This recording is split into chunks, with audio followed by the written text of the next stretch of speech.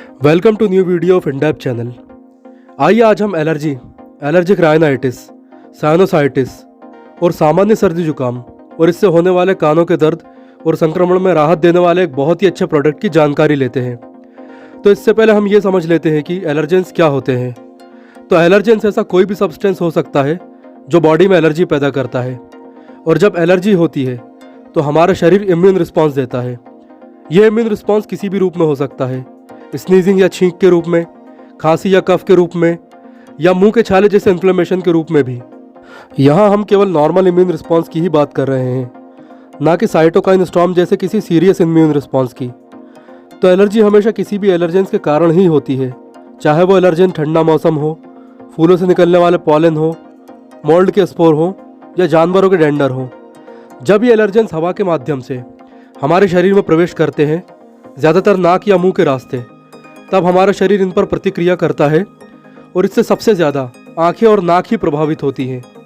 जब ये एलर्जेंस नाक या मुंह में पहुंच जाते हैं, तब हमारे साइनस बहुत ही यानी एक्सेस क्वांटिटी में म्यूकस का ड्रेनेज शुरू कर देते हैं और हमें सर्दी हो जाती है।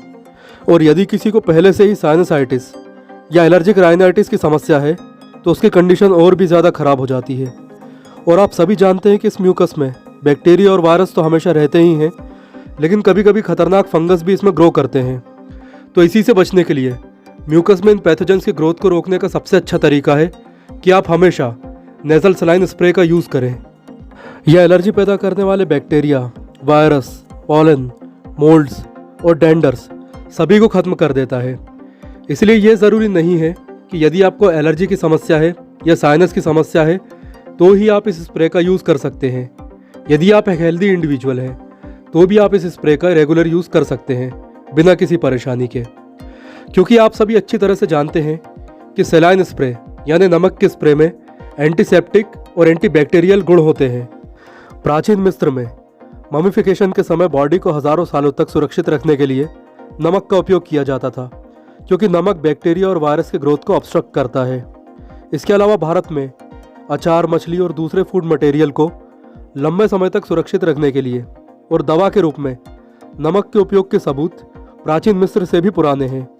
तो नमक के इन्हीं गुणों के कारण जब किसी को एलर्जिक राइनाइटिस होता है या साइनस की समस्या होती है तो नेजल सलाइन स्प्रे उसे बहुत राहत देता है। यह एक साथ कई काम करता है, जैसे नाक से म्यूकस को बाहर निकालता है। इसके अलावा यदि नेजल स्वेलिंग है यानी नाक की मांसपेशियाँ या लाइनिंग अंदर से सूजी हुई है तो ये सूजन को भी घटाता है और बंद नाक को खोलकर साइनस और गले में एयर फ्लो को बढ़ाता भी है। इसके अलावा यदि साइनस में कोई एलर्जेंस फंसा हुआ है तो ये उसे भी धोकर बाहर निकाल देता है। और यदि आप कोई एंटी कोल्ड मेडिसिन ले रहे हैं तो इस स्प्रे के उपयोग के बाद वो और भी ज़्यादा बेहतर ढंग से काम करती है। सबसे बड़ी बात यह है कि इसका कोई साइड इफ़ेक्ट नहीं है, और ये ज़रूरी नहीं है कि जब आपको एलर्जी हो तभी आप इसका यूज़ करें। आप इसका यूज़ कभी भी और कितनी भी बार कर सकते हैं। और यदि किसी की नाक सूखी हुई है और उसे गले में चुभन या सांस लेने में चुभन या सूखापन जैसा लगता है तो उसमें भी नेजल सलाइन स्प्रे बहुत ही अच्छा काम करता है। ये साइनस में पाए जाने वाले सीलिया में से म्यूकस और एलर्जेंस को साफ कर देता है और इन्हें गीला और मॉइस्ट बनाकर रखता है।